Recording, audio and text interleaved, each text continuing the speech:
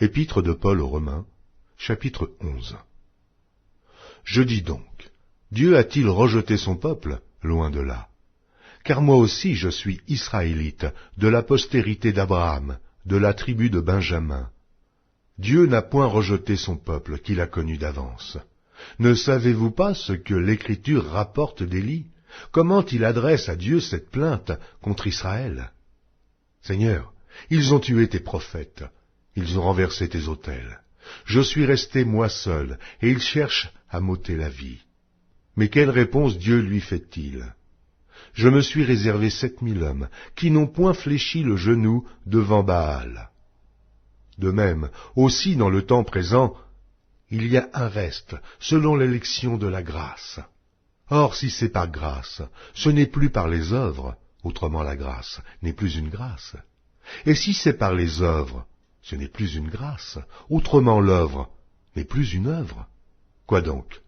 Ce qu'Israël cherche, il ne l'a pas obtenu, mais l'élection l'a obtenu, tandis que les autres ont été endurcis, selon qu'il est écrit, Dieu leur a donné un esprit d'assoupissement, des yeux pour ne point voir, et des oreilles pour ne point entendre, jusqu'à ce jour.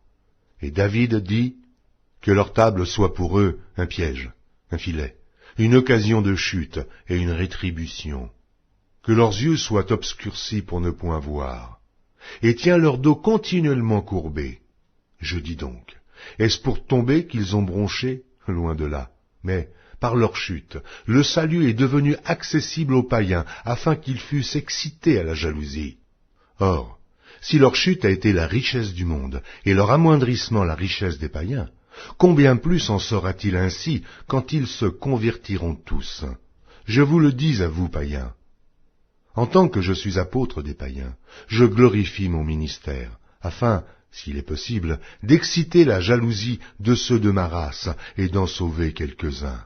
Car si leur rejet a été la réconciliation du monde, que sera leur réintégration, sinon une vie d'entre les morts? Or, si les prémices sont saintes, la masse l'est aussi. Et si la racine est sainte, les branches le sont aussi.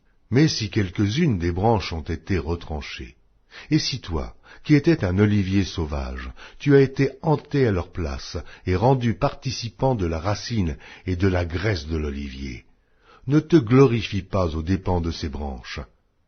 Si tu te glorifies, sache que ce n'est pas toi qui portes la racine, mais que c'est la racine qui te porte.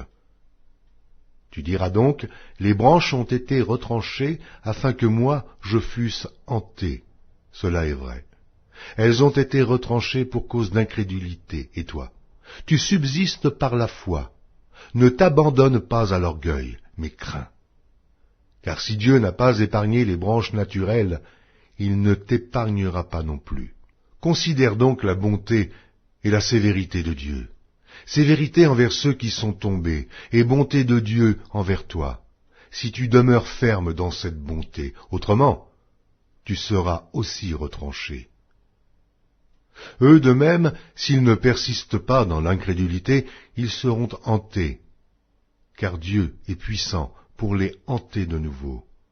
Si toi, tu as été coupé de l'olivier naturellement sauvage, et hanté contrairement à ta nature sur l'olivier franc, à plus forte raison, eux seront-ils hantés selon leur nature sur leur propre olivier. Car je ne veux pas, frères, que vous ignoriez ce mystère, afin que vous ne vous regardiez point comme sages. C'est qu'une partie d'Israël est tombée dans l'endurcissement jusqu'à ce que la totalité des païens soit entrée. Et ainsi tout Israël sera sauvé selon qu'il est écrit. Le libérateur viendra de Sion, et il détournera de Jacob les impiétés. Et ce sera mon alliance avec eux lorsque j'ôterai leurs péchés. En ce qui concerne l'Évangile, ils sont ennemis à cause de vous. Mais en ce qui concerne l'élection, ils sont aimés à cause de leur Père. Car Dieu ne se repent pas de ses dons et de son appel. De même que vous avez autrefois désobéi à Dieu, et que par leur désobéissance vous avez maintenant obtenu miséricorde, de même, ils ont maintenant désobéi, afin que, par la miséricorde qui vous a été faite, ils obtiennent aussi miséricorde. car Dieu a renfermé tous les hommes dans la désobéissance, pour faire miséricorde à tous.